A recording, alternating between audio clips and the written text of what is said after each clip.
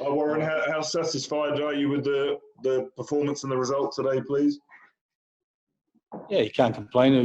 I think the positive thing is there's still lots of things to work on. So we've been getting better and better as a squad the more time we were spending together, and we made 14 changes. And so, look, we put down a bit of a marker, but we know as a group that we won't be 100% satisfied, and still lots of improvements. But we feel we can get there and make lots of improvements too. Can you just pick out a couple of the individuals that caught your eye, or aspects of your game that you were happiest with? Oh, I thought the guy on the left wing did okay today. So pleased with the bench. I thought the bench brought some energy, and probably for us, we went in there with a game plan. We had to adjust the way that we wanted to play, because we were getting a bit more success in terms of they probably didn't pressure us as much from the blitz defence as we had expected. So we were able to change the way we played. So that was a pretty good reaction. And I was just really pleased, and maybe Stuart could elaborate a bit more. But the energy out there and the enthusiasm, the guys working hard to get back when they made a few breaks, we made a couple of mistakes. They were hard to get the ball off because there was a lot of one-pass rugby, two-pass rugby. So that's quite hard when we did turn it over. They were playing lots of phases against us. But I thought, really positive start. And lastly, from me, did you avoid any mishaps, any knocks today, or did they come through okay? Yeah, no. So there's no report from the medical team, but I think everyone's got a full bill of health, which is really pleasing. Thank you. Hi, Warren. I just wonder what the next 4 days look like for you. Any areas specifically where you're going to be focusing on improving this week?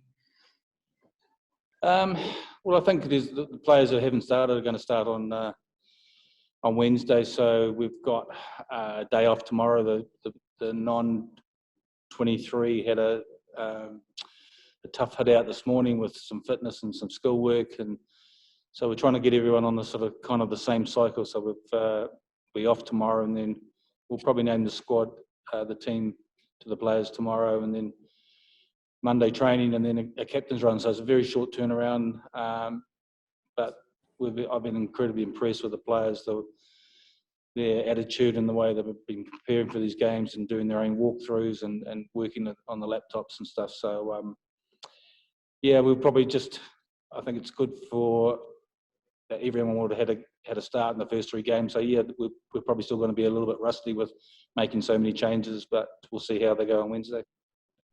And one more question, please, on Josh Adams, those 4 tries. Can you just put into some sort of context what that means, how special a performance that is for him?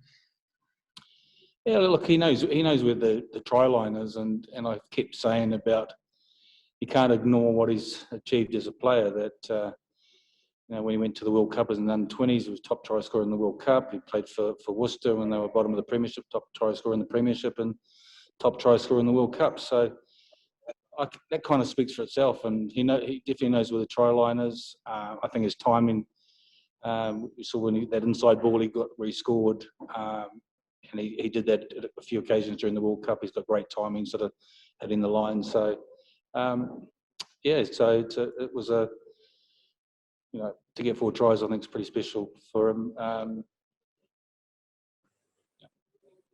Thank you.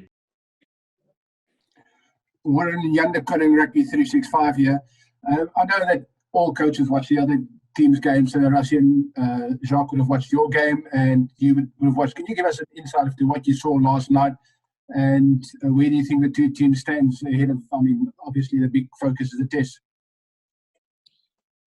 Yeah, obviously South Africa are a bit rusty. They haven't played for such a long time, and they got some dominance, and when they got ahead, they looked to start to play some rugby, but there's no doubt that they showed what they're capable of doing with the driven line out and strong individual running. So that's not something that was unexpected from us to watch that. I think they'll definitely improve next week with the combinations and being back together. And for the South African coaches, they'll understand, like us, is that they'll be looking to improve week to week, as spend more time together training and get a few games under your belt. You think this series could be as epic as the 97 or the 2009 series is?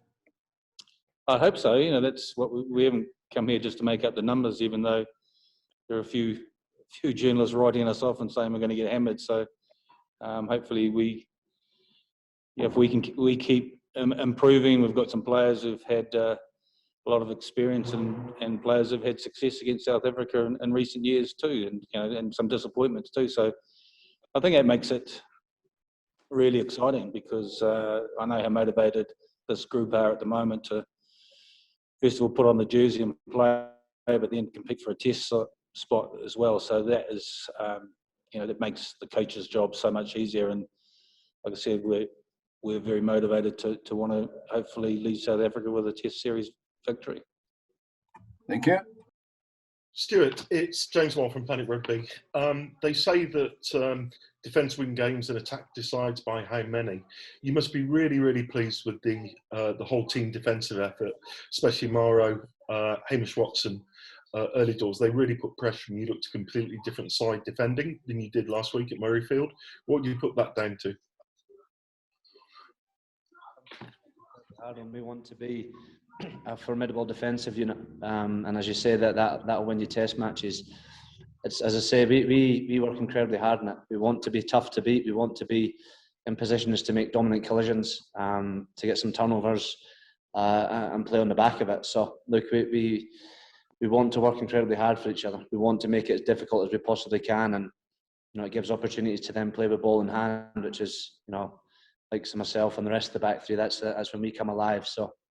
Look, it's far from the finished article. We'll continue to work, we'll continue to learn, continue to get better, and we'll get excited about the next few weeks. Thanks, mate. Stuart, what was your view of the overall performance today, and what was the experience like for you leading the Lions out? It was a terrific experience. I absolutely loved 80 minutes on the field. At times we went to dark places, we made ourselves uncomfortable in the way that we were defending.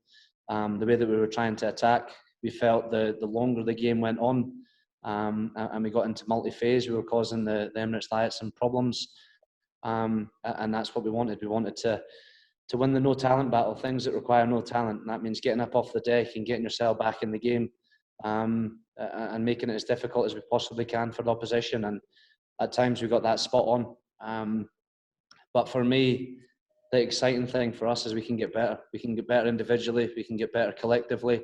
And it is a really, really exciting time to be a part of this team. I think Hamish Watson was the official man in the match. What was your sort of view of his performance? He didn't stop going, did he?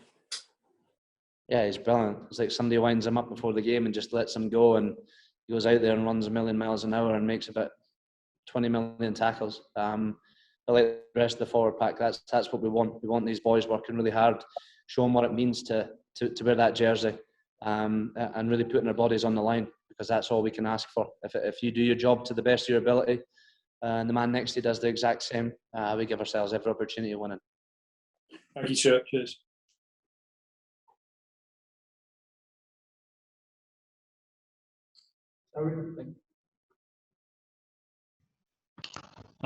Sorry, I thought it was Duncan next. Hi, Warren Owen Slots here. Can you just talk a little bit about the background? Courtney, do you see here, you appear to want an enforcer type player at 6? Do you see Laws as a 6 or a lock? Likewise, could you see Tom Curry playing at 6, or Hamish Watson was so good? So just talk about that balance, please. Yeah, look, we've been really impressed with Courtney so far. He came on the second row last week, and then back row today. Well, his footwork and work rate was fantastic. So he does give us options. Gives us options for second row and back row. And the pleasing thing is we've got so much competition. So it'd be interesting to see next week a different sort of back row with Tom Curry and Navidi and Sam Simmons. I mean, that's pretty exciting back row as well. And so the competition is huge, and so we're kind of not really at the moment sort of trying to predict what a test side's going to look like. We're just going to let that unfold and just see how the players keep performing and keep playing and how the combinations look, and then we'll start looking at our options. Definitely don't want to pigeonhole anyone or any players or even our thoughts at the moment, just keeping an open mind about how we play and how we keep improving. Thank you. Hey Warren, you just said you're going to keep an open mind. I was going to ask how your kind of test team thought process works. Whether you, at the end of each game, you make a little note of your kind of standing team, and then it changes week by week. And secondly, I was going to ask, do you hope that as these warm-up games go on, that you get some closer scorelines and opposition will put a little bit more stress on you, maybe just a little bit more battle hardened, maybe? Yeah, it's a good point. Look, there's definitely no thinking about the test side at the moment. Like I said, we want everyone to have a run out in the first 3 games, and then we might start looking at mixing and matching a little bit and a few combinations. Kind of don't want us to start looking ahead of that, because already we know the competition within the squad and how tough it is. In all positions, we're talking about back 3, midfield, the loose forwards. We've got a lot of players putting their hands up at the moment, the hookers as well. And yeah, I mean, the memories of 2009, I won't forget that, when we didn't come up against any of the test players in those warm-up games, and we probably were a little bit underdone. So we're going to have to work really hard at training and make sure we have this sort of tempo and physicality that's required at training. And there's no doubt that some of the games are going to be a little bit harder, hopefully. But we understand that there's a number of players out of their super sides because they're in with the Springbok camp. Thanks. I'm just asking about Robbie Henshaw and the nature of his injury and how long you expect him to be out for, please. He's got a very, very mild hamstring strain. It definitely won't be considered for next Wednesday, and then we'll just assess his progress. So we won't push him if we don't have to. So it may be a couple of games that we just want to make sure he's 100% right, because there's no doubt he's been one of the standout players in the Six Nations and the way he's been playing. So we would like to get him back to full fitness without putting him under any pressure, and being able to give him a couple of games, potentially before we start considering the test side. Thank you. Thank you all. Thank you very much. Cheers. Thanks, guys.